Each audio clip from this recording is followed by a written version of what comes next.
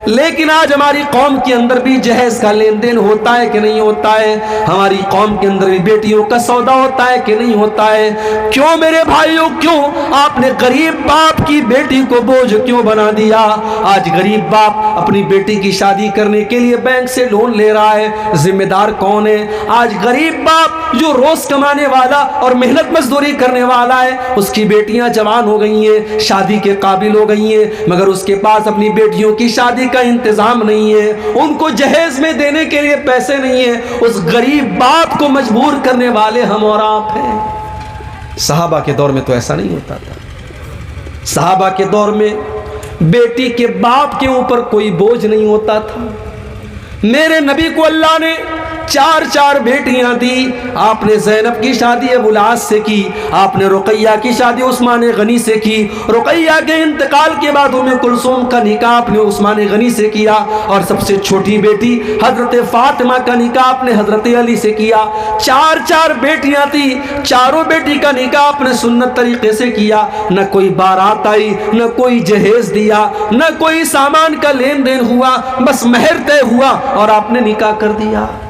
ہاں، جب حضرت فاطمہ کا نکاح کیا تو چونکہ داماد جو تھے حضرت علی، وہ بھی اللہ کی نبی کے گھر کے اندر رہتے تھے، وہ ایک طرف سے داماد بھی تھے اور ایک طرف سے بیٹے کی حیثیت بھی رکھتے تھے، کیونکہ ابو طالب کے انتقال کے بعد اللہ کے نبی ہی حضرت علی کی پرورش کرتے تھے، تو حضرت علی کے گارجین بھی اللہ کے نبی تھے، تو ایک طرف آپ سسر بھی تھے اور ایک طرف باپ بھی تھے۔ آپ نے سسر کی حیثیت سے نہیں، آپ نے باپ کی حیثیت سے حضرت علی کی نئی گرستی تھی، نیا گھر تھا، آپ نے گھر بسانے کے لیے جب اپنی بیٹی کی آپ شادی کرنے لگے، آپ نے ایک بستر دیا، آپ نے ایک تکیہ دیا، آپ نے پانی کا ایک مشکیزہ دیا، آپ نے یہ ضرورت کے چند سامان دیے۔ اگر یہ جہیز تھا تو اللہ کے نبی نے اپنی باقی 3 بیٹیوں کو جہیز کیوں نہیں دیا؟ ہم رسم و رواج کو نبھا رہے ہیں، رسم و رواج کو نبھا رہے ہیں، اور نتیجہ یہ ہے میرے بھائیوں کہ آج سماج کی نظر میں بیٹی بہت بڑا بوجھ بن چکی ہے، اور بیٹی کی پرورش اور بیٹی کی پیدائش پر اچھے لوگوں کی ماتھوں پر، پیشانیوں پر پل پڑ جاتے ہیں۔ بیٹیاں بوجھ نہیں ہیں۔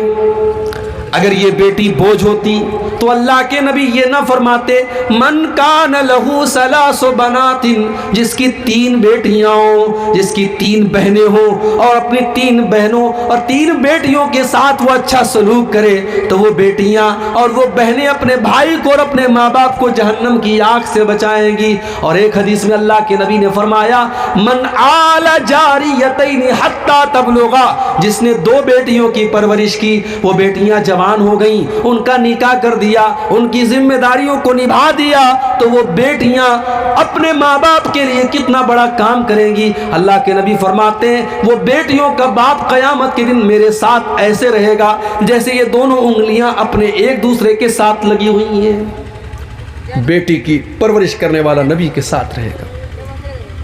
ہاں، یہ الگ بات ہے اور یہ سچائی بھی ہے، بیٹوں کے مقابلے میں بیٹے کی پرورش مشکل کام ہے۔ بیٹا پالنا ہے، بیٹا جوان ہو گیا تو زیادہ سے زیادہ یہ خبر رکھنا ہے کہ بیٹا کسی غلط کام کی طرف تو نہیں جا رہا ہے، مگر بیٹی کی تو آبرو بھی بچا کر کے رکھنا ہے، بیٹی کی نظر بھی بچا کر کے رکھنا ہے، بیٹی کو غیر محرم کی نظر سے بھی بچانا ہے، اور بیٹی کی شرم و حیا کی بھی حفاظت کرنی ہے۔ بیٹی جوان جب تک نہیں ہو جاتی تب تک الگ فکر ہے، اور جوان ہو جاتی ہے تو الگ فکر ہے۔ اس لیے اللہ کے نبی نے فرمایا من ابتلی من هذه البنات شيئا كن له سترا من النار، جس کو اللہ تعالیٰ بیٹی دے کر کے آزماتا ہے اور اس امتحان میں وہ کھرا اترتا ہے، اللہ تبارک و تعالیٰ اس بیٹی کے ماں باپ کو جہنم کی آگ سے بچائے گا۔ میرے بھائیوں، اللہ کے نبی رسم و رواج کی بیڑیوں سے ہمیں آزاد کرنے آئے تھے۔ اسی بھارت کی سرزمین پر ستی پرتھا تھی۔ شوہر کے مرنے کے بعد جب شوہر کی چتا جلائی جاتی تھی تو پتنی کو بھی اس کے ساتھ جلا دیا جاتا تھا۔ عرب کی سرزمین پر شوہر کے مرنے کے بعد بیوی کو 1 سال تک ایک کمرے میں بند کر دیا جاتا تھا، اسی میں لیٹرین کرتی تھی، اسی میں پیشاب کرتی تھی، بال بڑے بڑے ہو جاتے تھے، جسم گندا اور مہکنے لگتا تھا۔ 1 سال تک وہ عورت عدت گزارتی تھی اور ایک کمرے میں اس کو بند کر دیا جاتا تھا۔ اسلام نے آ کر کے ان رسم و رواج کو ختم کیا۔ اللہ کے نبی کے دور کے پہلے نکاح کا بھی کوئی سسٹم نہیں تھا، جیسے آج آفتاب اور شردا کا معاملہ چلا، لیو ان ریلیشن شپ۔ آج بڑے بڑے شہروں میں لیو ان ریلیشن شپ بھی چل رہی ہے، لڑکے اور لڑکی آپس میں رہ رہے ہیں، نکاح بھی نہیں ہے، شادی بھی نہیں ہے، کوئی تعلق نہیں ہے، لیکن میاں بیوی کی طرح، شوہر کی بیوی کی طرح وہ ساتھ میں رہ رہے ہیں، اور بھارت کا قانون بھی ان کو اجازت دیتا ہے۔ او لوگو، یہ لیو ان ریلیشن شپ تو کتے اور کتیا کرتے ہیں، یہ جانور کرتے ہیں، انسان کے درمیان لیو ان ریلیشن شپ نہیں چلتی۔ انسان تو نکاح کرتا ہے، میرے نبی تو نکاح کا پیغام لے کر کے آئے، میرے نبی کی شریعت میں لیو ان ریلیشن شپ کی کوئی گنجائش نہیں ہے۔ آپ نے نکاح کا حکم دیا ہے، اور آپ نے یہاں تک فرمایا لم ترى للمتحابین مثل النکاح، نکاح کے جیسی دو لوگوں کے درمیان محبت پیدا کرنے والی کوئی چیز نہیں ہے۔ جو محبت نکاح کے ذریعے پیدا ہوتی ہے وہ محبت دنیا میں کہیں پیدا نہیں ہو سکتی، کیونکہ یہ سچی محبت ہوتی ہے۔ یہ کسی ہوٹل میں، کسی پارک میں، کسی ریسٹورنٹ میں پیدا نہیں ہوتی، یہ اللہ کے کلام کی بنیاد پر جو نکاح کے ذریعے جو محبت پیدا ہوتی ہے، اٹوٹ محبت ہوتی ہے، سچی محبت ہوتی ہے۔ اسلام نے نکاح کا حکم دیا تو اللہ کے نبی دنیا میں رسم و رواج کی زنجیروں سے ہمیں آزاد کرنے کے لیے آئے۔ اتنی خصوصیات بیان کرنے کے بعد اللہ نے فرمایا کہ اے مسلمانوں، اتنا پیارا نبی ہم نے تم کو دیا، اب اس نبی کے اوپر تمہیں 4 کام کرنا ہے۔ 4 کام کر لو، تم کامیاب ہو جاؤ گے۔ فَالَّذِينَ آمَنُوا بِهِ، پہلا کام تو یہ کرنا ہے کہ اس نبی کے اوپر تمہیں ایمان لانا ہے۔ اگر کوئی لا الہ الا اللہ پڑھتا ہے لیکن محمد الرسول اللہ نہیں پڑھتا ہے تو وہ جنت میں نہیں جا سکتا، اس لیے کہ اللہ کے نبی کے اوپر ایمان لانا ضروری ہے۔ ابو طالب نبی کا ساتھ بھی دے رہے تھے، نبی کا سپورٹ بھی کر رہے تھے، لیکن وہ نبی کے اوپر ایمان نہیں لائے۔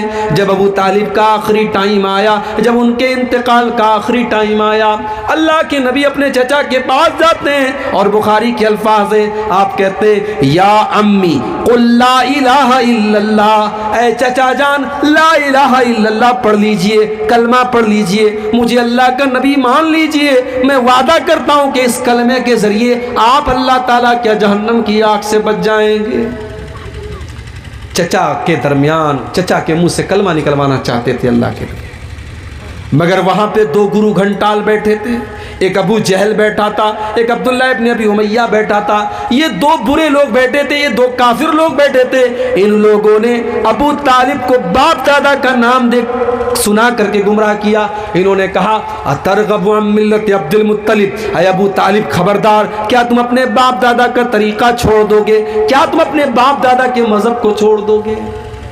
پتہ یہ چلا کہ کبھی کبھی برے لوگوں کی صحبت انسان کو سچائی کی طرف جانے نہیں دیتی۔ اسی لیے اللہ کے نبی فرماتے ہیں المرء علی دین خلیلہ فلینظر احدکم من یخالل، انسان اپنے دوست کے دین پر ہوتا ہے، لہٰذا کس سے دوستی کر رہے ہو یہ تم غور کر لیا کرو۔ آپ کی لڑکی کالج میں جاتی ہے، اس کی سہیلیاں کیسی ہیں ذرا پتہ لگا لو، کہیں ایسا تو نہیں کہ کوئی بدچلن لڑکی اس کی سہیلی ہے، کوئی بدکار لڑکی اس کی سہیلی ہے۔ جب ایسی لڑکی کے ساتھ آپ کی بیٹی اٹھے گی، بیٹھے گی اور پڑھے گی تو ہو سکتا ہے کہ اس کا رنگ آپ کی بیٹی کے اوپر بھی اتر جائے۔ آپ کا بیٹا کن لوگوں کے ساتھ اٹھتا بیٹھتا ہے، آپ کن لوگوں کے ساتھ اٹھتے بیٹھتے، اپنی کمپنی اور اپنی سنگت کو سنوار لو، سدھار لو۔ ابو طالب نے کلمہ نہیں پڑھا۔ یہ 2 گرو گھنٹال جو بیٹھے تھے، انہوں نے باپ دادا کا نام لے کر کے بہکانا شروع کیا، اور بخاری کے الفاظ ہیں، آخری لفظ جو ابو طالب کی زبان سے نکلا وہ کیا نکلا؟ علی ملت عبد المطلب، میں عبد المطلب کے مذہب پر دنیا سے جا رہا ہوں۔ کلمہ نہیں پڑھ پائے۔ اللہ کے نبی کہتے ہیں میرے چچا ابو طالب بھی جہنم میں جائیں گے، انہوں نے میرا ساتھ دیا تھا، ان کو ہلکا عذاب دیا جائے گا، ان کو جہنم میں آگ کی جوتی پہنائی جائے گی جو پیر میں پہنی جائے گی اور دماغ اس سے کھولے گا، یہ سب سے ہلکا عذاب ہوگا جو ابو طالب کو دیا جائے گا۔ ابو طالب کے قصے نے حقیقت کھول کر رکھ دی، ابو طالب کے قصے نے حقیقت کھول کر رکھ دی، نہ ہو آنکھیں تو گھر کی روشنی سے کچھ نہیں ہوتا۔ اللہ کے نبی کے چچا ہیں مگر نبی کے اوپر ایمان نہیں لائے، تو پہلی جو شرط ہے وہ ایمان ہے۔ ہمارے یو پی کے اندر ایک جگہ ہے فتح پور، الہ آباد اور کانپور کے بیچ میں ایک جگہ ہے فتح پور، وہاں کے ایک بہت بڑے سوامی جی ہیں، سوامی جی کا نام ہے سوامی لکشمی شنکراچاریہ۔ بڑے بڑے جلسوں میں ان کو بلایا جاتا ہے، فلائٹ کا ٹکٹ دے کر کے، ہزاروں لاکھوں کی رقم دے کر کے مسلمان ان کو جلسوں میں بلاتے ہیں۔ سوامی جی جلسے میں آتے ہیں، بڑی اچھی تقریر کرتے ہیں، اللہ کے نبی کی تعریف کرتے ہیں، مسلمان بیچارہ خوش ہو جاتا ہے، ارے یہ تو سوامی جی ہیں، یہ تو پنڈت جی ہیں، ماتھے پر ٹیکا لگائے ہوئے ہیں اور یہ اسلام کی تعریف کر رہے ہیں، ہمارے نبی کی تعریف کر رہے ہیں۔ سوامی جی تقریر کر کے تعریف بٹور کر کے اور فلائٹ کے ٹکٹ کو لے کر کے چلے جاتے ہیں، لمبا چوڑا پیسہ لے کر کے چلے جاتے ہیں۔ او لوگو، ہماری عوام کتنی نادان ہے، ہماری عوام کتنی پاگل ہے کہ وہ اپنے مولویوں اور اپنے علماء کے منہ سے بھی اپنے نبی کی تعریف سننا نہیں چاہتی، اسے نبی کی تعریف بھی کسی سوامی کے منہ سے اچھی لگتی ہے۔ میں کہتا ہوں اگر سوامی لکشمی شنکراچاریہ کو اسلام اتنا ہی پسند ہے اور اللہ کے نبی کی سیرت اتنی ہی پسند ہے کہ وہ جلسوں میں گھوم گھوم کر کے تقریر کر رہا ہے وہ انسان، تو وہ اسلام قبول کیوں نہیں کر رہا ہے؟ ایک صاحب بتانے لگے اسی بہار کے کہ ایک جگہ میں نے سوامی جی سے پوچھا کہ آپ اللہ کے نبی کے اوپر ایمان کیوں نہیں لاتے؟ تو سوامی جی کہتے یہ میرے اور میرے رب کے بیچ کا معاملہ ہے، یہ آپ کے اور آپ کے رب کے بیچ کا معاملہ نہیں، یہ آپ کے پیٹ کا معاملہ ہے، یہ آپ کے پیٹ کا معاملہ ہے۔ جسے نبی کی تعریف کرنا ہے، جسے اسلام کی تعریف کرنا ہے اور جسے اسلام اتنا پسند ہے کہ پورے بھارت میں گھوم کر کے وہ اسلام کی تعریف کر رہا ہے، وہ اسلام قبول کیوں نہیں کر رہا ہے؟ اس کا مطلب وہ ایک بہروپیہ ہے جس نے اس کو ایک پیشہ بنا لیا، ایک پروفیشن بنا لیا، ایک دھندا بنا لیا کہ مجھے اپنے حلقے میں اور اپنے لوگوں میں تو کوئی نہیں پوچھ رہا ہے، چلو مسلمان اپنے جلسوں میں بلا رہا ہے اور میری ایک انکم چل رہی ہے، چلو میں اسی میں لگا رہوں گا۔ تو نبی پر ایمان لانا یہ شرط ہے میرے بھائی۔ فالذین آمنوا بہ، جو لوگ نبی کے اوپر ایمان لائے، وعزروہ، اور جنہوں نے نبی کا احترام کیا، نبی کا سمان کیا۔ نبی کا سمان بھی آپ کو کرنا ہے۔ بہت سارے لوگ کہتے ہیں کہ صاحب نبی ہمارے جیسے تھے، ہمارے بہت سارے دوسرے بھائی کہتے ہیں کہ یہ اہل حدیث لوگ نبی کو اپنے جیسا بولتے ہیں۔ سن لو، جو نبی کو اپنے جیسا مانتا وہ اہل حدیث نہیں ہے۔ اللہ کی قسم نبی ہمارے جیسے نہیں تھے، نبی انسان تھے مگر ہمارے جیسے نہیں تھے۔ ہم جب سو جاتے ہیں ہماری آنکھیں بھی سو جاتی ہیں، ہمارا دل بھی سو جاتا ہے۔ اللہ کے نبی فرماتے جب میں سوتا ہوں تنام عینی ولا ینام قلبی، میری آنکھیں سوتی ہیں مگر میرا دل نہیں سوتا، دل نہیں سوتا ہے، آنکھیں سوتی ہیں۔ اللہ کے نبی نماز پڑھا رہے، صحابہ سے کہتے ہیں اپنی صفیں سیدھی کر لو، فَإِنِّي أَنظُرُ مِنْ وَرَائِي، میں اپنے پیچھے بھی دیکھتا ہوں، پیچھے بھی دیکھتا ہوں۔ اللہ کے نبی صحابہ سے کہتے ہیں میں غصے میں بھی کوئی ایسی بات نہیں کہتا ہوں جو حق کے خلاف ہو۔ آپ کے پسینے سے خوشبو آیا کرتی تھی، آپ کے اوپر آپ کی مٹھی میں کنکر کلمہ پڑھنے لگتا تھا اور پیڑ اور پودے آپ کو سلام کرنے لگتے تھے، آپ کا سینہ چاک کر کے آپ کے دل کو زمزم سے دھویا گیا، آپ کو معراج کے اوپر لے کے جایا گیا۔ آپ ہمارے جیسے نہیں تھے میرے بھائیوں، آپ انسان ضرور تھے مگر اللہ تعالیٰ نے بہت ساری وشیشتاؤں سے اور بہت ساری خصوصیات سے آپ کو نوازا تھا۔ لہٰذا جو لوگ یہ کہتے ہیں کہ نبی ہمارے جیسے تھے وہ اپنی غلط فہمی دور کر لیں۔ اللہ کے نبی مقام اور مرتبے اور درجے میں اور خصوصیات میں ہم سے بہت الگ تھے۔ ہاں انسان تھے آپ، اگر کوئی آپ کو انسان نہیں مانتا ہے تو یہ اس کی بہت بڑی غلطی ہے، یہ بہت بڑی نادانی ہے۔ تو پہلا کام کیا کرنا ہے؟ بولو بھائی، نبی پر ایمان لانا ہے، اور دوسرا کام کرنا ہے نبی کا آپ کو سمان کرنا ہے، نبی کی عزت کرنی ہے، نبی کی رسپیکٹ کرنی ہے۔ مگر یہاں ایک چیز نوٹ کر لیجیے، نبی کا احترام اور نبی کا سمان اپنی جگہ ہے، مگر نبی کے مقام کو اتنا نہ بڑھاؤ کہ ان کو اللہ کے مقام تک لے کے چلے جاؤ۔ عیسائی لوگ بھی تو حضرت عیسیٰ کو مانتے ہیں، بہت مانتے ہیں، مگر ان کی محبت ان کے کام نہیں آئے گی، کیونکہ وہ عیسیٰ علیہ السلام کو سن آف گاڈ مانتے ہیں، اللہ کا بیٹا مانتے ہیں، اور یہ بہت بڑی گالی ہے جو وہ اللہ کو دیتے ہیں، اس سے بڑی گالی اللہ کے لیے کوئی نہیں ہو سکتی۔ اسی لیے اللہ کے نبی فرماتے لا تطرونی کما اطرت النصارى عیسی ابن مریم، او لوگو تم مجھے اتنا نہ بڑھانا جتنا عیسائیوں نے عیسیٰ ابن مریم کو بڑھایا تھا۔ انما انا عبد، میں تو اللہ کا بندہ ہوں، فقولوا عبد اللہ ورسولہ، تو مجھے اللہ کا بندہ ہی کہا کرو، اللہ کا رسول ہی کہا کرو۔ اللہ کے نبی اپنی ساری خوبیوں کے باوجود اللہ کے بندے تھے، اور بندے کا کمال یہی ہے کہ بندے کو بندہ کہا جائے۔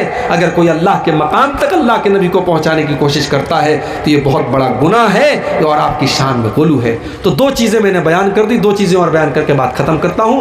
نبی پر ایمان لانا ضروری ہے، نبی کا احترام کرنا ضروری ہے، اور تیسری چیز وَنَصَرُوهُ، اور نبی کی مدد کرو۔